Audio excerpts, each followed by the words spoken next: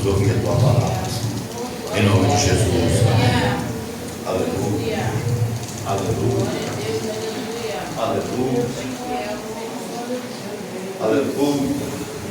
Meus irmãos, glória a Deus. Recebam a paz do Senhor Jesus. Amém? Amém. A paz do Senhor Jesus, meus irmãos. Aleluia. Se você trouxe o exemplar da Bíblia, por favor, abra comigo. Evangelho escrito por Mateus, capítulo 24, versículo 6. Oh, meu Deus. Aleluia. Quero louvar a Deus pela vida do pastor Laci. Como ele já mencionou, nós congregamos juntos. Eu fui pastoreado pelo pastor Araci, juntamente com o pastor Laci, por alguns anos, e desde lá para cá, nosso carinho permanece, o respeito permanece, juntamente com a nossa irmã Noni. Deus abençoe. Faço uma comprada do meu filho Gabriel, do Miguelzinho, minha sogra. Débora não pôde estar presente porque está trabalhando. Talvez muitos rostos conhecidos aqui, né? Não vou pecar esse lá, mas tem muitas pessoas que eu já conheço. Para quem não sabe, a Anderleia é minha irmã, juntamente com a Vanderleia. Né? A única raiva também que eu tenho da Cleia é que ela não envelhece. Eu não consigo entender isso. Isso não entra na minha cabeça. A Cleia não fica velha. Que raiva. Deus te abençoe, meu irmão. Eu te amo mais que tudo. Com certeza, nossa mãe está muito feliz de ter os 3 filhos na presença de Deus. Mas eu vou na sua casa saber que pó é esse que você passa no rosto. Não é possível. Mateus 24, versículo 6, está escrito assim: e vós ouvireis falar de guerras e rumores de guerra. Todavia, não vos desespereis, porque é preciso que tais coisas ocorram, mas ainda não será o fim. Você abre sua Bíblia também em Êxodo, capítulo de número 17, versículo 14. Êxodo capítulo 17, versículo de número 14. Está lá, né? Ou está lendo para menos tempo? Está assim: então o Senhor ordenou a Moisés: escreve isto para memorial no livro, e declara a Josué que ele extinguiu a memória dos amalequitas de debaixo do céu. Versículo 15. Depois Moisés construiu um altar e pôs-lhe este nome: Adonai Nissi, o Eterno que fez aqui um grande milagre. Verso 16. Porque ele declarou: porquanto Deus levantou a sua bandeira de guerra e jurou sobre o seu trono que o Eterno lutará contra os amalequitas de geração em geração. E você tome seu assento glorificando a Jesus. Bom, eu li 2 textos da Bíblia Sagrada. O primeiro se encontra no Evangelho escrito por Mateus, e o segundo no livro do Êxodo, escrito por Moisés. Talvez há uma pergunta no seu coração: por que eu fiz isto? Bom, o primeiro texto que nós lemos dá um sentido de início para o raciocínio lógico daquilo que Deus tem para falar conosco na noite deste dia. O segundo texto provavelmente é a conclusão daquilo que nós vamos falar, daquilo que está proposto no coração de Deus para o nosso coração na noite deste dia. Bom, o primeiro texto que nós lemos, os discípulos vão chamar Jesus em particular e vão querer saber sobre o fim dos tempos, e eles vão perguntar a Jesus qual é o sinal acerca do fim dos tempos. E de muitos, Jesus vai dizer que haverá guerras e rumores de guerra. No versículo 7, Jesus disse que reino se levantará contra reino e nação vai se levantar contra nação. De fato, o que o Senhor Jesus está falando aqui é sobre guerras civis. não de guerras espirituais, porque Jesus disse reino contra reino e nação contra nação. A história já nos prova que as palavras do nosso Cristo são verdade, até porque ele não contém a verdade, ele é a verdade em sua essência. Se você olhar para a história, você vai perceber que no ano de 1861 até o ano 66, você vai ver que existiu uma guerra chamada de Guerra Civil Americana. Se você for mais adiante, no ano de 1936, você vai perceber que houve uma guerra chamada de Guerra Civil Espanhola. No ano também de 2011, minha irmã Márcia, houve uma guerra que se perdurou durante aproximadamente um ano inteiro. E essa guerra civil é chamada de Guerra Civil da Síria.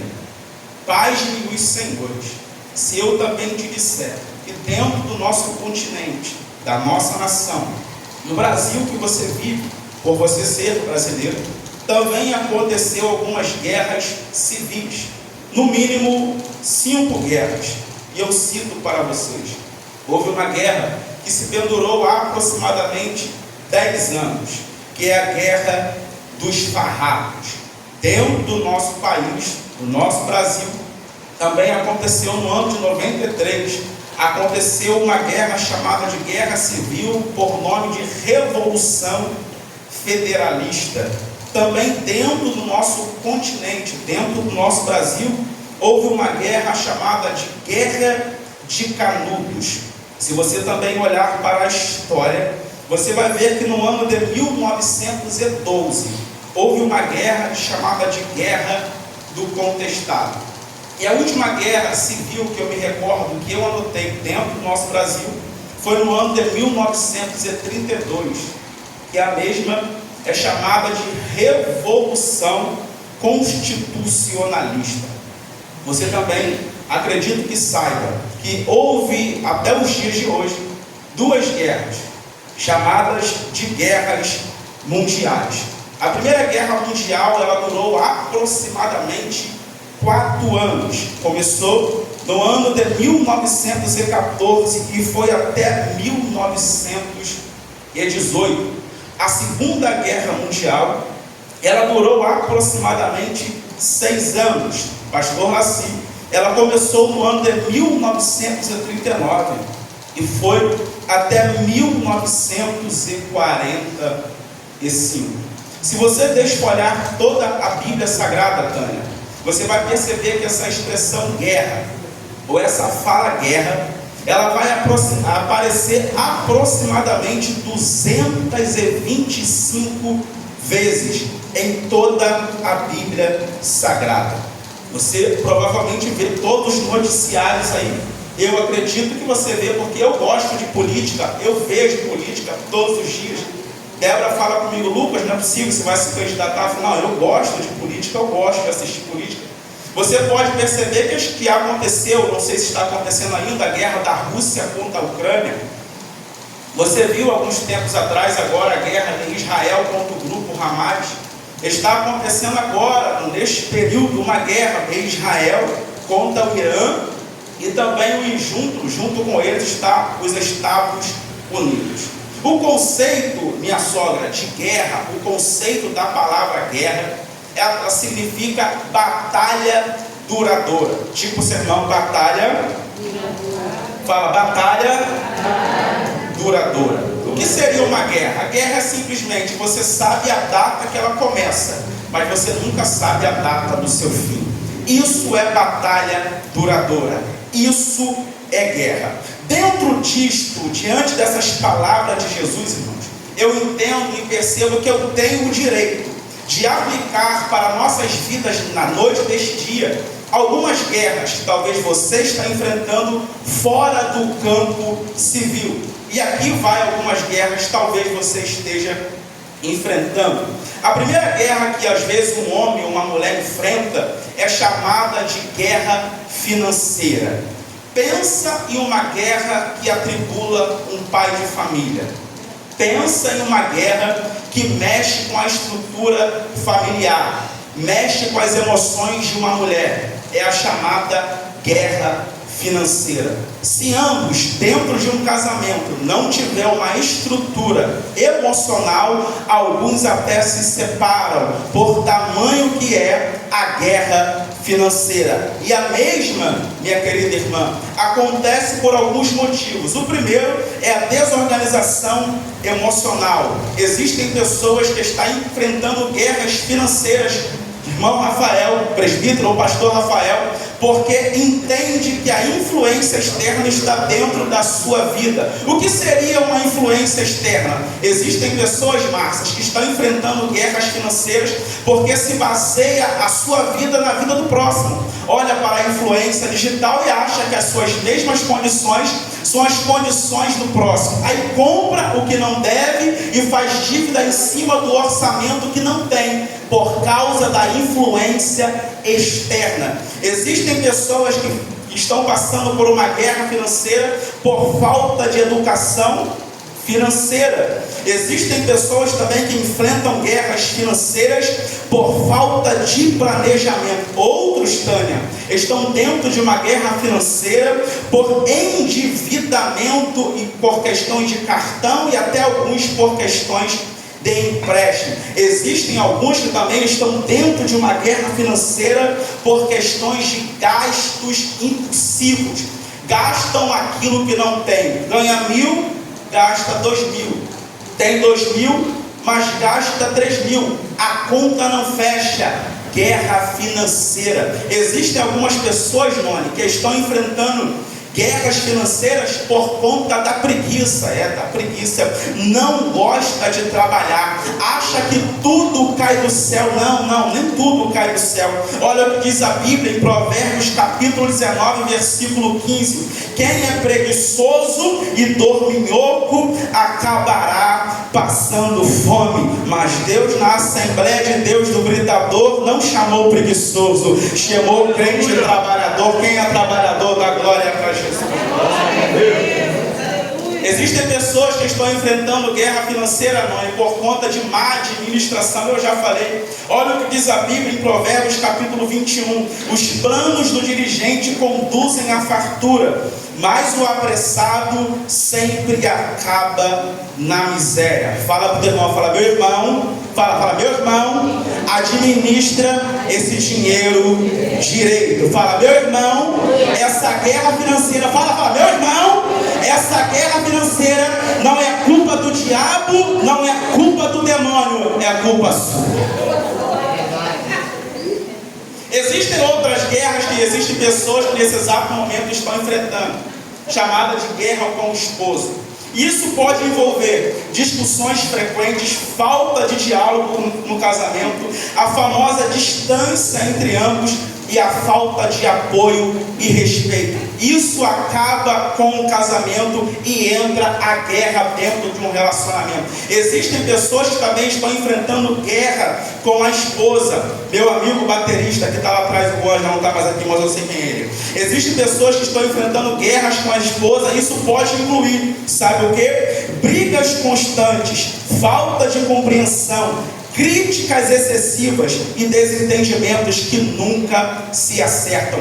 Guerras na família. Existem outras guerras, que é a famosa guerra com o filho. Diz a Bíblia em Lucas capítulo 9, verso 37 ao 43, pastor assim, um pai desesperado que tinha um filho que sofria de ataque epilético. O filho dele caía na água, o filho dele caía no fogo. E um certo dia, esse pai tentou levar os filhos para o discípulo de Jesus, mas os discípulos de Jesus não conseguiram ajudar o pai daquele menino. E ele foi até Jesus, e Jesus disse algo para aquele pai, que isso está até agora no meu coração: traga o seu filho para mim. E isso é maravilhoso. Existem pessoas que já levaram um problema no médico, já levaram a sua problemática para o irmão, já levaram a sua problemática para o psicólogo, já levaram a sua problemática para o psicanalista, mas não conseguiu resolver. Mas hoje Jesus te fala ao seu coração: traga a sua problemática problemática para mim, porque se o homem não pode fazer, eu tenho poder para resolver. Você crê nessa palavra? Eu vou profetizar na autoridade no nome de Jesus. Se o homem não resolveu o teu problema até hoje, Cristo fala aos teus ouvidos: traga para mim que eu tenho poder para resolver. Você crê nessa palavra? Não, glória. O que me chama a atenção no texto é que Jesus perguntou para aquele pai: desde quando esse menino está assim? Aí aquele pai falou: desde a sua infância. No começo da ministração eu falei que a nossa mãe, a minha mãe, a mãe da Cléia, nesse momento está muito feliz, porque tem todos os seus filhos na igreja. Um período de tempo a minha mãe teve guerras comigo enquanto eu estava afastado, fazendo o que não deve.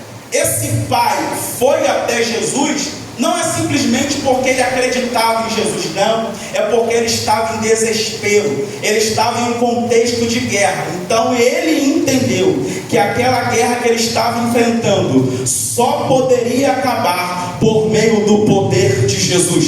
Existem guerras que só vão acabar por meio do poder da autoridade de Jesus. Eu vou falar de novo: existem guerras que chegarão ao fim só por meio do poder de Jesus. Não é pelo poder político, não é por ajuda de vereador, não é por ajuda de político, não é por partido, não é Lula e nem Bolsonaro. Existem guerras que vão acabar na minha e na tua vida por meio do poder e da autoridade de Jesus. Você crê no poder de Jesus? Você crê? Você pode me obedecer? Você pode levantar uma mão para o céu? Você pode? Você pode levantar duas mãos? Você pode? Você pode? Coloca a mão no ombro do irmão, coloca, obedece o pregador, coloca. Balança esse irmão, balança com a autoridade. Fala: essa guerra acaba hoje. Vai, grita: essa guerra, quem crê nessa palavra? Aleluia! Essa guerra acaba hoje.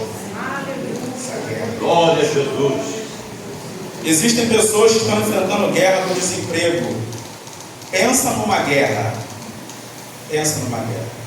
Eu conversei com um amigo em São Gonçalo. Ele disse que ficou desempregado durante 4 anos. Ele falou que foi o pior momento de sua vida, porque muitas pessoas que estão à volta não entendem. Só sabe da guerra quem está nela. Existem pessoas que às vezes você olha e despreza, mas existem pessoas que neste exato momento estão enfrentando guerras da depressão. Enquanto você está cultuando, ele está com a mão cheia de remédio, cheio de tarja preta, tomando, se dopando, porque está com guerra na depressão.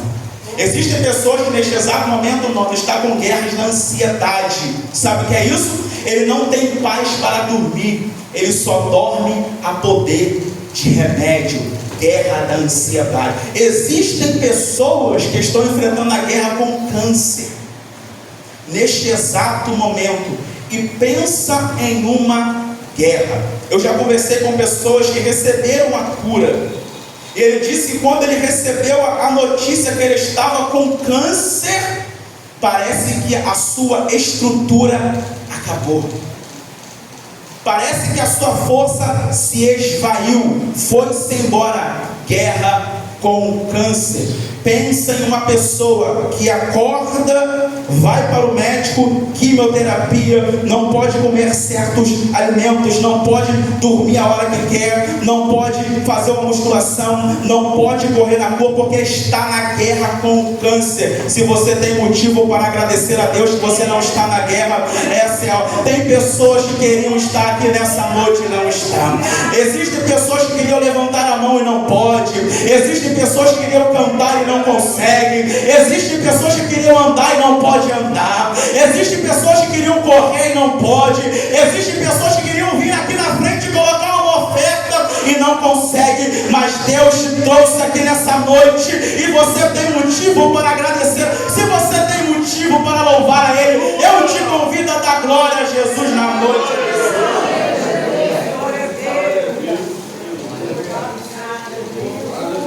Existe uma mulher na Bíblia, Márcia, que enfrentou uma guerra com saúde. Diz a Bíblia que ela gastou tudo o que tinha. Uma mulher que tinha um fluxo de sangue, 12 anos, enfrentando uma guerra na saúde. Diz a Bíblia, em João capítulo 5, de um homem que estava enfrentando uma guerra na saúde durante 38 anos. Você já leu a Bíblia em Atos capítulo 3, um paralítico que pediu a esmola para Pedro e João? Já viu esse texto? Pedro e João não tinham esmola, mas tinha Jesus. E deu Jesus para aquele homem. Diz a Bíblia, em Atos 4, versículo 22, que ele tinha mais de 40 anos e era coxo de nascença. Diz a Bíblia que quando ele recebeu Jesus, diz a Bíblia, que ele entrou no templo louvando e saltando ao Senhor dos exércitos.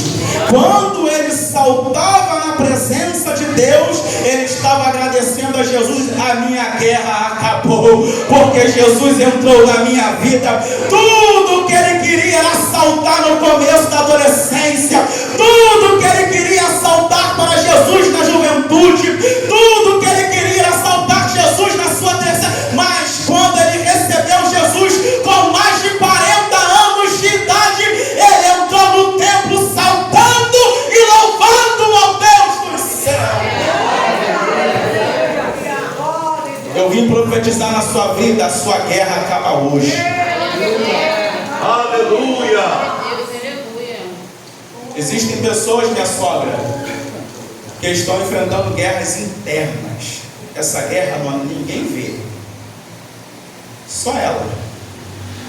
Às vezes o marido não vê, a esposa não vê, nem os filhos vê, só ela. Se a Bíblia não registrasse que Elias no deserto pediu a morte, ninguém sabia. Estava só. Uma guerra interna. Ele sozinho falou: chega, parei por aqui, prefiro parar. De guerra interna. Quem aqui nunca enfrentou essa guerra? Talvez você não quer falar. Talvez você enfrentou essa guerra hoje, quando você estava colocando a roupa para vir para o culto. Lá dentro falou: não vai não, para.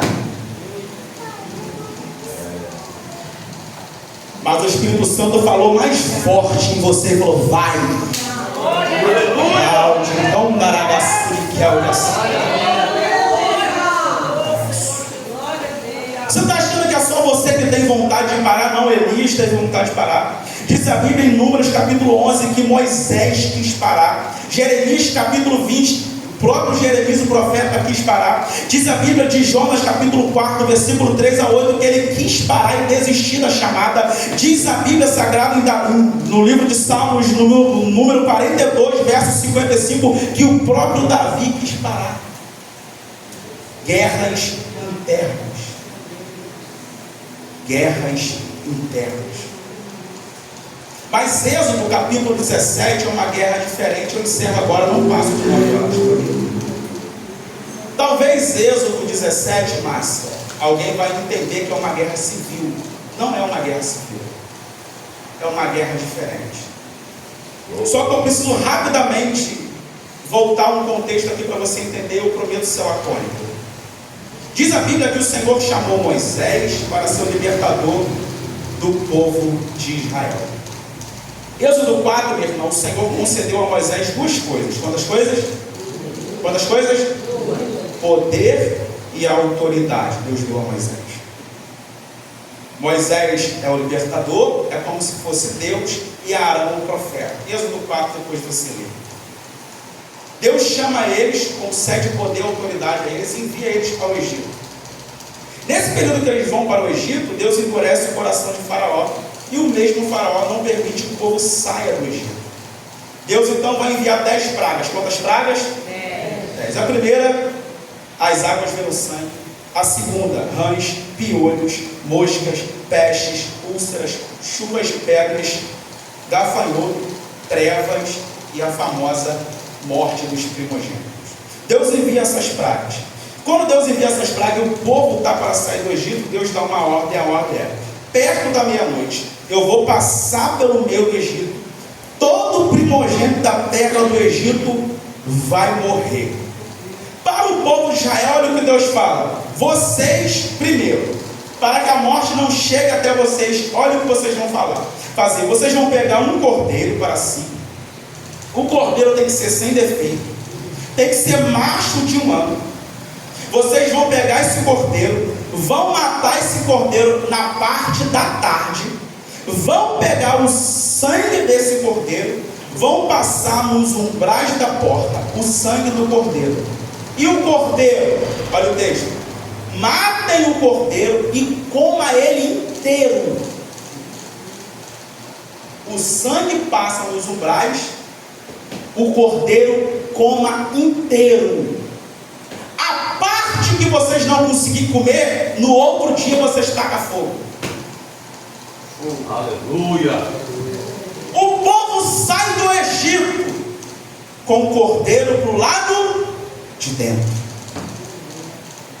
Na saída do Egito, eles vão ver o mar se abrir, vão passar com pés enxutos. Só que agora em Êxodo 17, Márcia, estão parados em Refidim. E quando eles estão parados em Refidim, prometo 9 horas em terra. Quando eles estão parados em Refidim, olha o texto: Amaleque aparece. Diz o texto que Amaleque aparece e vai guerrear contra o povo de Israel. Entenda, existem guerras que não é a gente que procura, elas vêm ao nosso encontro. O povo está saindo do Egito em direção ao Sinai. Aí quem aparece no meio do caminho? Amaleque. É assim ou não é na nossa história? Egito é descida, declínio, mundo. Sinai é subida. Quem é espiritual já entendeu. Aleluia! Você, na minha vida, foi assim, minha irmã. Saímos do Egito com o cordeiro para o lado de dentro, em direção ao Sinai. Olha quem aparece no meio do percurso, pastor Assis: Amaleque. Amaleque é mais do que um soldado, Tânia. O significado de Amaleque é aquele que introduz frieza. O que Amaleque quer fazer? Amaleque quer pegar todo crente que sai do Egito com o cordeiro do lado de dentro, em direção ao Sinai, e parar no meio da caminhada. Esse é o intuito de Amaleque. E o que Amaleque significa? Introduzir frieza. E sabe como o espírito de Amaleque está atacando o dia de hoje? É isso: colocando frieza no crente. Todo crente que sai do Egito em direção ao Sinai vai encontrar o Amaleque no meio do caminho. Para quê? Para introduzir frieza. Percebeu não como é que você era no começo da caminhada? Olha como somos hoje. Posso falar? Ruim. A gente era melhor quando não tinha nada. Parece que melhora um pouco, esquece Jesus. Quando andava a pé era mais crente, Deus deu o carro, parou de ser crente. Quando estava enfermo era crente, quando estava com saúde parou de ser crente. Quando estava desempregado era crente, recebeu um emprego, abandonou Jesus. Expulsa esse espírito de Amaleque da tua vida hoje. Aonde já se viu dirigente do culto ter que pedir para alguém dar glória? Tem que ser por livre, espontânea vontade. Engraçado que no baile cantava a noite toda, mas na igreja não dá glória. Eu chegava de manhã em casa com ouvidos unidos de tanto gritar na menor bolada nos bailes da vida. Eu cantava um funk que nem sabia pro diabo. E tu acha mesmo que na casa do Senhor eu não vou abrir a minha boca para louvar aquele? Se você tem motivo para glorificar, eu deixo você dar glória. Glória a Deus!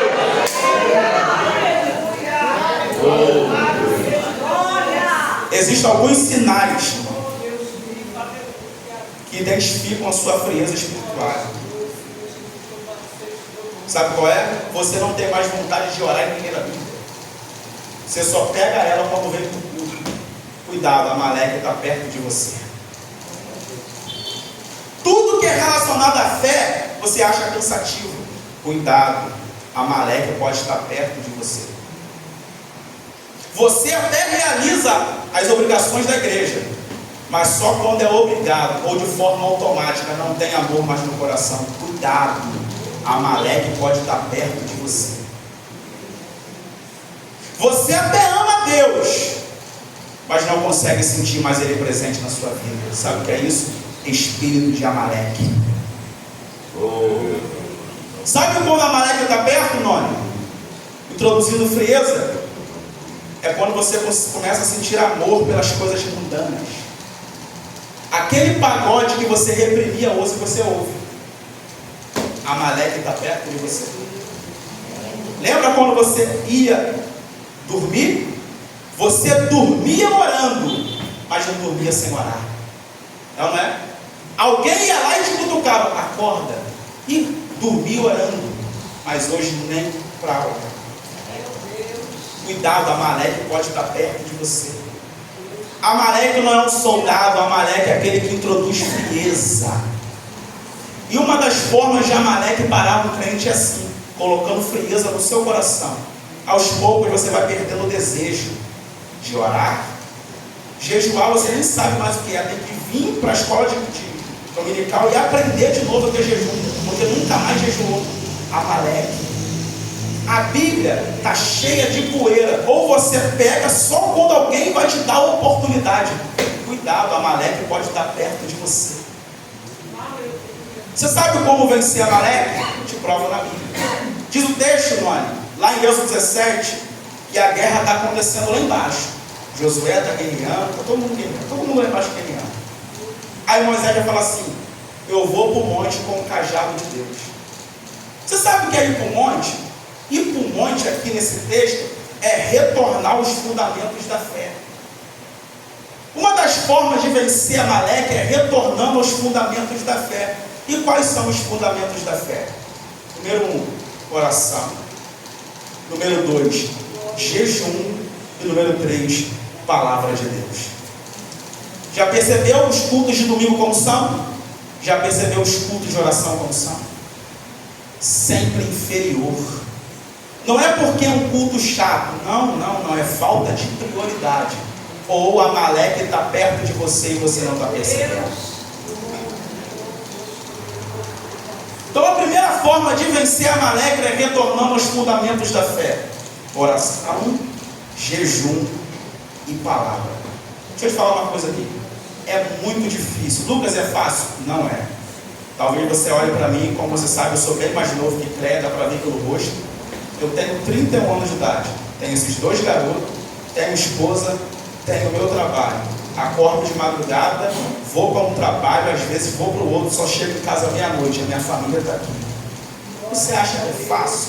Diante disso tudo, sabe quem aparece? Amaleque. Porque Amaleque entende, está cansado, vou colocar frieza. Aí quando você percebe, você dormiu um dia sem orar, 2 dias sem orar, 3 dias sem orar. Quando você percebe, nos 7 dias da semana você não leu a Bíblia. Sabe o que é isso? A culpa não é na carga horária, é Amaleque que está pegando perto. Amaleque é aquele que introduz frieza. Sabe qual é a segunda forma de vencer Amaleque? Diz o texto que Moisés está no monte com o cajado de Deus em suas mãos. Já leu esse texto? E quando as mãos de Moisés estavam levantadas, o povo lá embaixo vencia. Aleluia. Quando as mãos de Moisés cansavam, o povo perdia. Aí vão colocar uma pedra, vão segurar os braços de Moisés para que a vitória seja concedida. Escute isso aqui, eu ensino agora. Eu já vi muitas pessoas colocando Moisés como um pseudo-deus, e não é. A vitória, irmãos, não aconteceu por causa dos braços de Moisés. Não. É o cajado que estava nas mãos.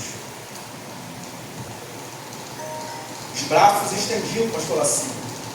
o cajado abaixava, o povo perdia. Quando o cajado estava para cima, o povo vencia. Sabe o que significa aquele cajado, Márcia? Palavra de Deus. Muita palavra, pouca frieza. Pouca palavra, muita frieza. Posso falar uma coisa? A maioria dos crentes que se desviam é por falta de palavra. Pergunta para essa geração atual de hoje: quantas vezes já leu a Bíblia toda? Nunca. Se perguntar quem escreveu o Pentateuco, não sabe. Pouca Bíblia. Amaleque vai te pegar. Mas se você tem Bíblia, aleluia, Amaleque não introduz frieza. A maioria dos crentes que se afastam é porque não tem Bíblia no coração. Mas a maioria dos crentes que estão de pé até hoje é porque tem Bíblia na alma. Não sabiam escrever, não sabiam ler direito, mas não largavam a Bíblia de lado. Se coloca de pé. aleluia, glória a Jesus, aleluia. Feche seus olhos, eu oro pela sua vida e eu também oro pela minha vida. Aleluia, glória a Deus. Feche seus olhos. Pai, eu entendo que a caminhada cristã é uma caminhada de combate. A nossa caminhada cristã não se resume a 2 horas de culto. Ela é 24 horas durante o dia. E dentro dessas 24 horas, Amaleque sempre aparece. Às vezes é no trabalho, na faculdade, dentro de casa. E o intuito de Amaleque é apenas um: introduzir frieza. E por meio da frieza, afastar os crentes do Evangelho. Mas eu vim, Senhor, na noite deste dia, com uma palavra simples, mas objetiva, para o meu coração e para o coração da tua igreja. Aqueça, Senhor, os nossos corações. Coloque Bíblia na nossa mente.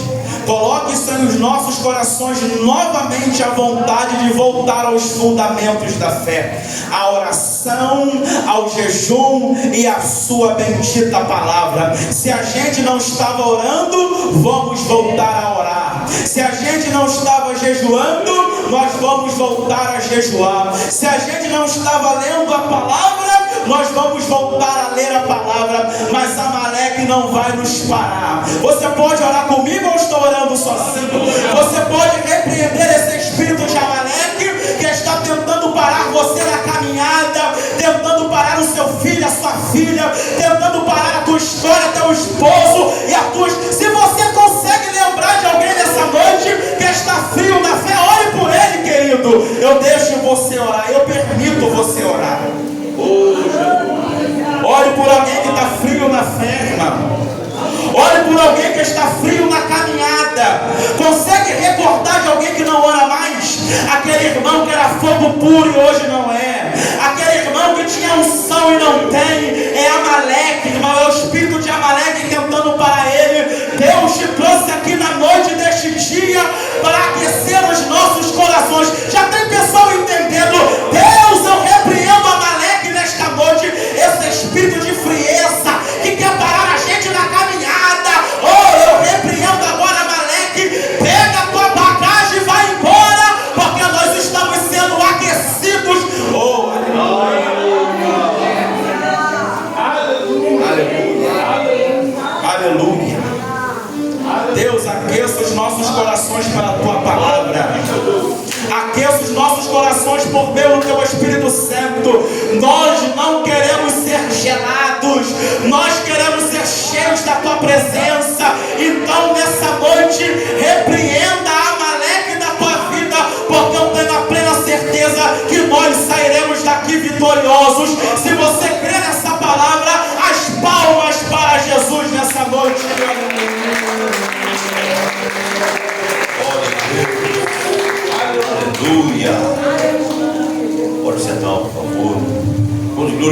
Deus pelo culto abençoado, por tudo que passamos aqui. Louvamos ao Senhor e a palavra que ouvimos.